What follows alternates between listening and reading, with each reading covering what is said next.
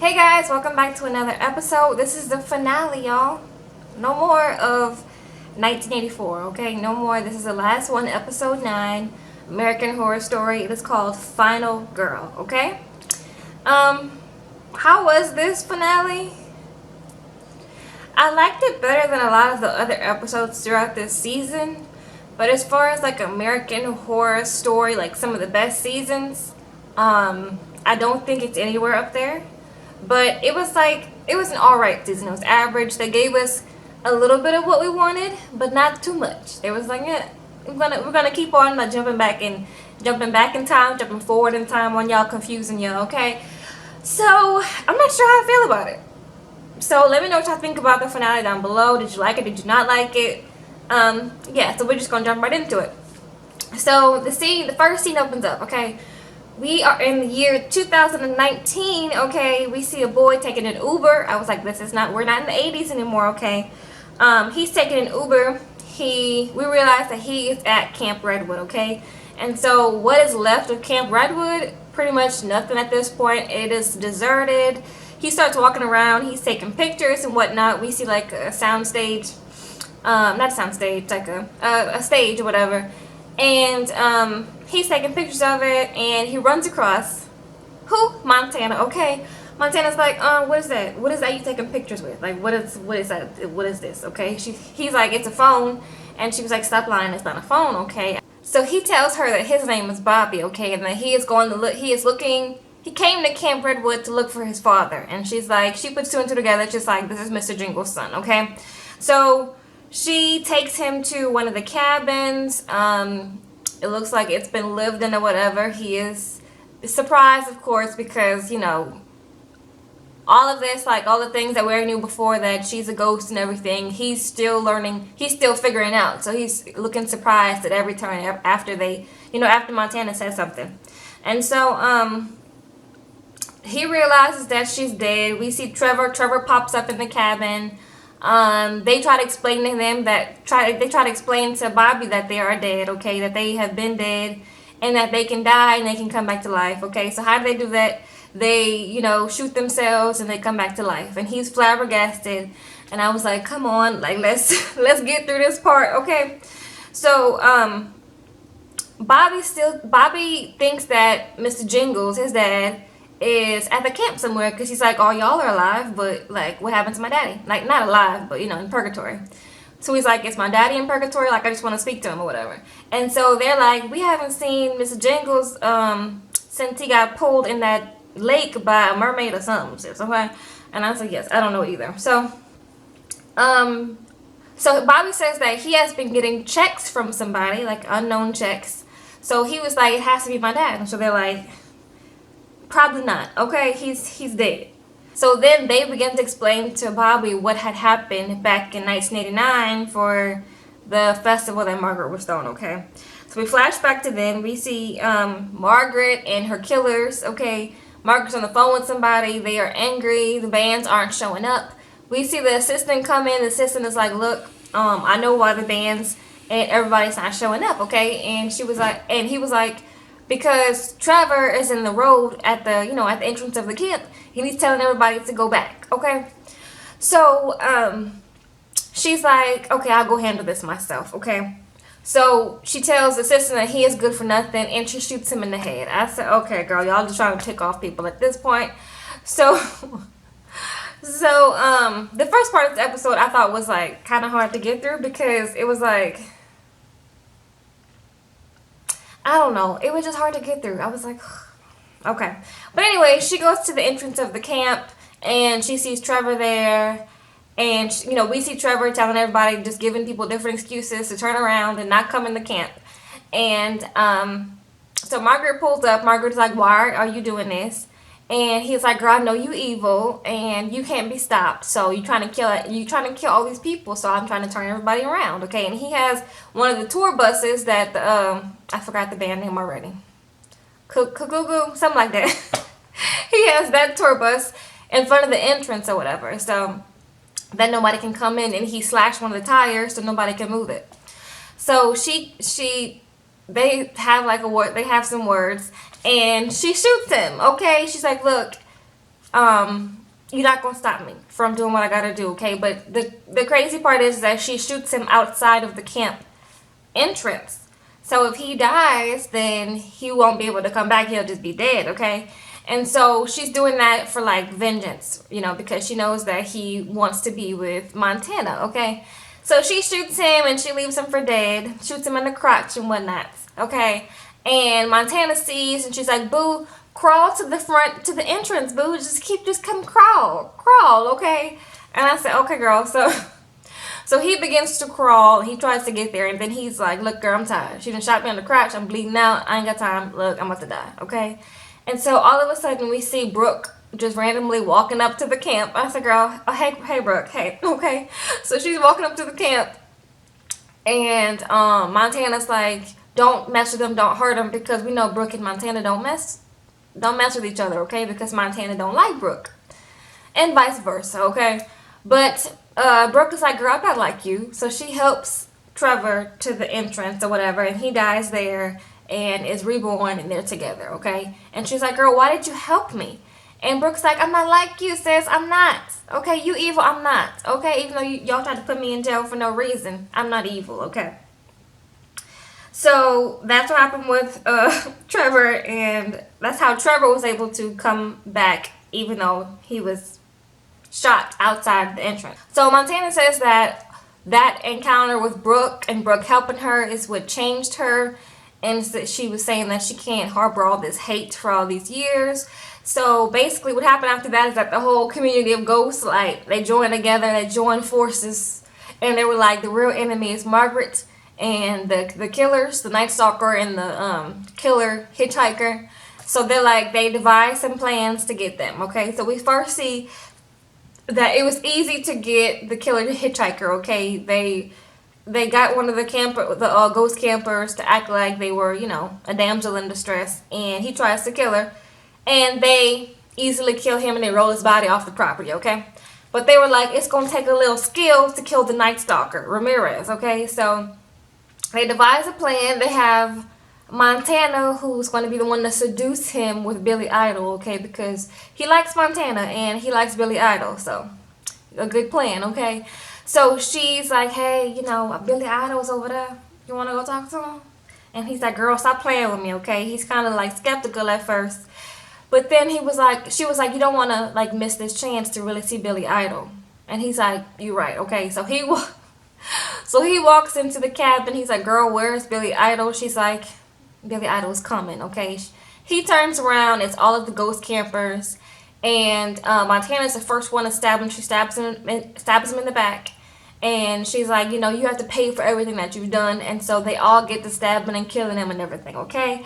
And so that's how they kill the killers. But with Ramirez, they killed him on the property. And so Bobby was like, "Y'all killed him on the property, so he's gonna keep on coming back to life." And she was like, "We one step ahead of you, boo, because we realized that, and we wanted that to happen because he made a deal with the devil, and that means that he would always be like brought back to life by the devil, like in flesh and blood, and he'd be able to walk off the camp. So even if they killed him at one time, the devil would just keep bringing him back." So they decided to like lock him up in the cabin, and they have like night watch on him, to where whenever he wakes up, they go and they devise a plan to kill him every time, okay? They don't even let him get up on his feet, okay? They kill him soon as he opens his eyes, okay? So that is the plan. And they were saying they were doing that because to protect Bobby too, because Ramirez was really going after Bobby and Mr. Jingles, because Mr. Jingles turned his back on the devil. And so that means that Ramirez was supposed to collect, okay? And that included Bobby. So he was going to try to keep coming after Bobby. So Bobby realizes, like, they did all this for him all these years and kept him safe. So he was very appreciative. I said, "Okay, girl, this is cute." I'm like, okay. So we cut to the camp chef. I forgot her name because she was only in like 2 episodes, y'all. The camp chef and Chet, they were... it was their duty to watch over Ramirez, right before he was about to wake up. And so they're in there, they're bored, they're trying to play a little game. The camp chef was like, "You know what? You want to play a little nude poker or something?" And she was like, "I know you like boys and girls, so what's up?" Okay. And so he's like, I do. So they start to kissing and whatever. And while they're kissing, of course, Ramirez wakes up and he gets the better of them and he kills them, okay? And so after he kills them, he goes to the cabin where Bobby and Montana and Trevor are, and he basically tries to kill Bobby, okay? He don't waste no time. He breaks in there. He's like, look, I have a job to do, and where's Bobby, okay? So they tell Bobby to run. Bobby starts running, okay? And he's, the Montana and Trevor try to, like, use themselves as, like, sacrifices so that Bobby has enough time to run, okay? And the other campers, like, they try to help as well. But Ramirez breaks free somehow, and he throws a knife and it stabs Bobby in the back, okay?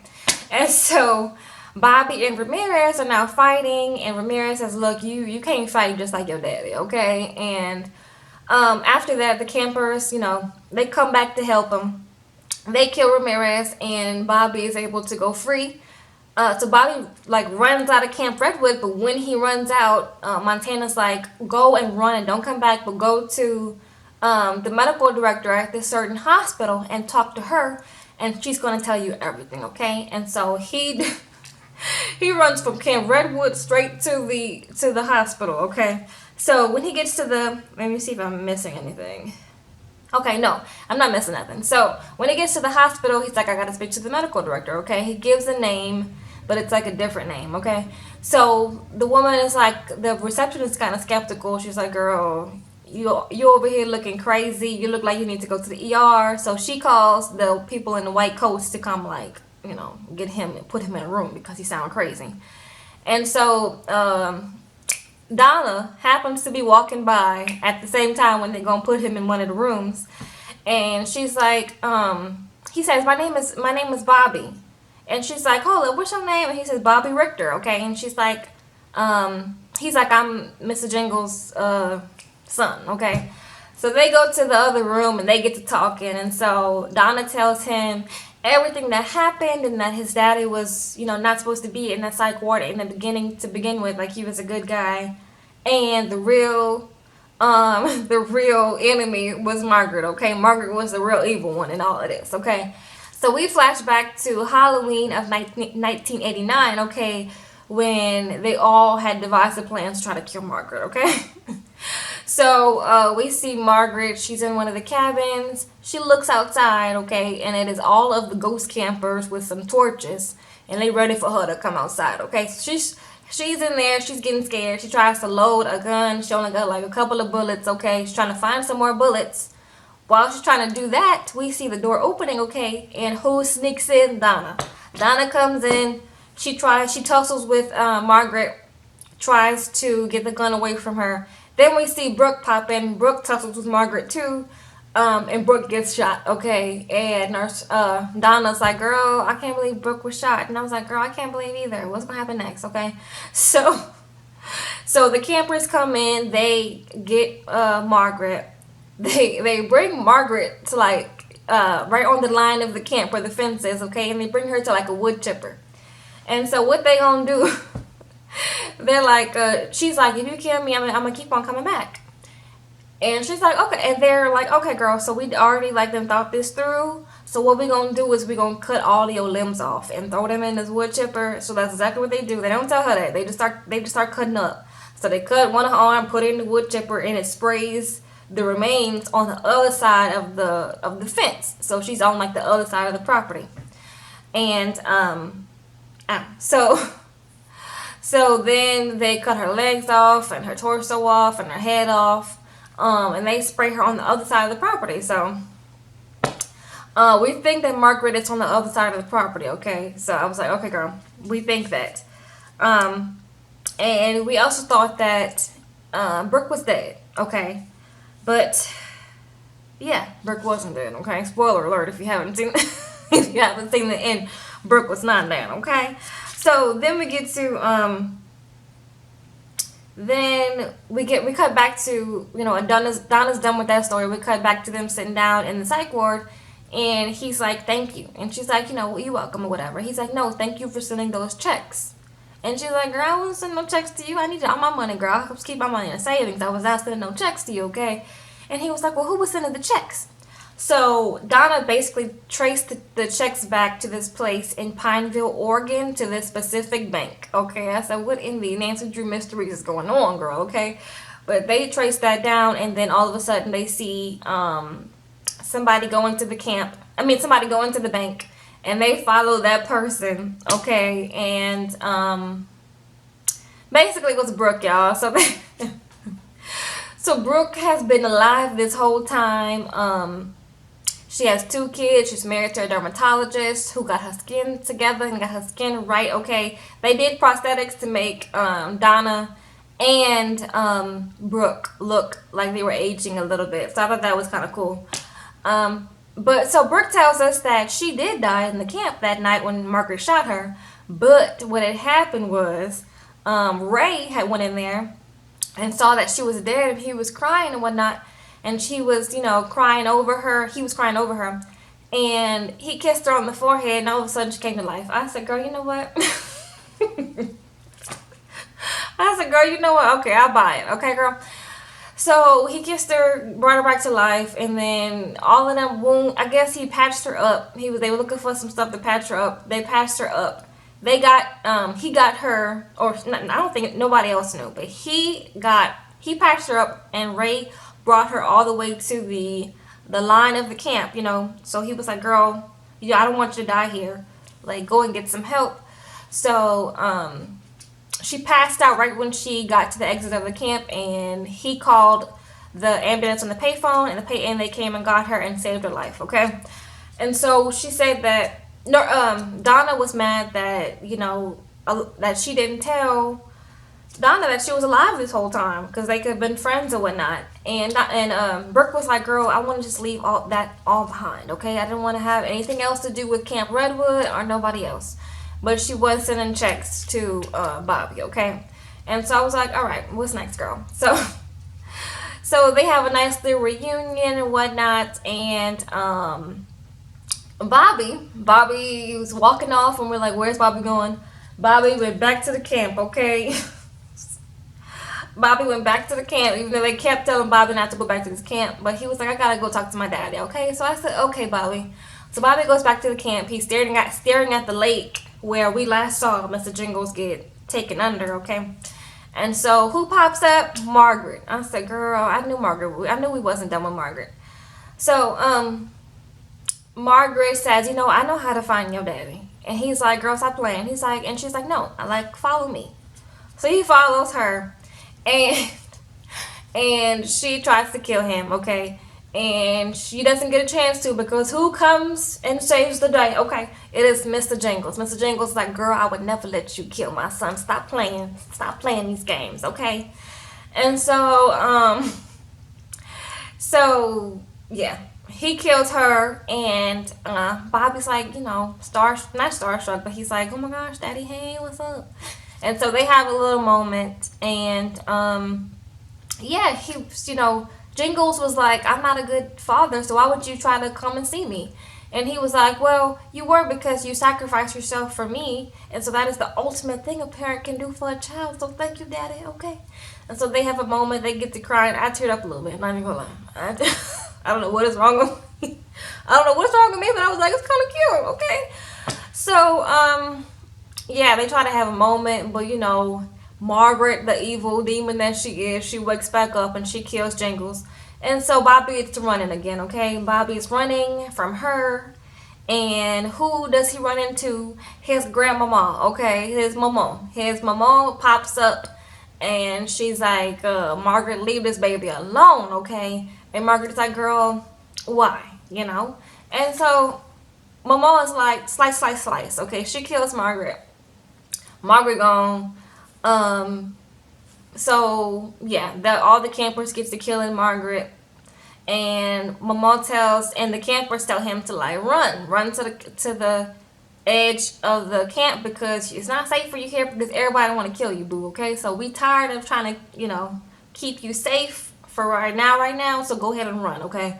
So he gets to running. He runs on the line of the Camp Redwood. He turns around and he sees his mama. He sees little Bobby, his uncle, as a child.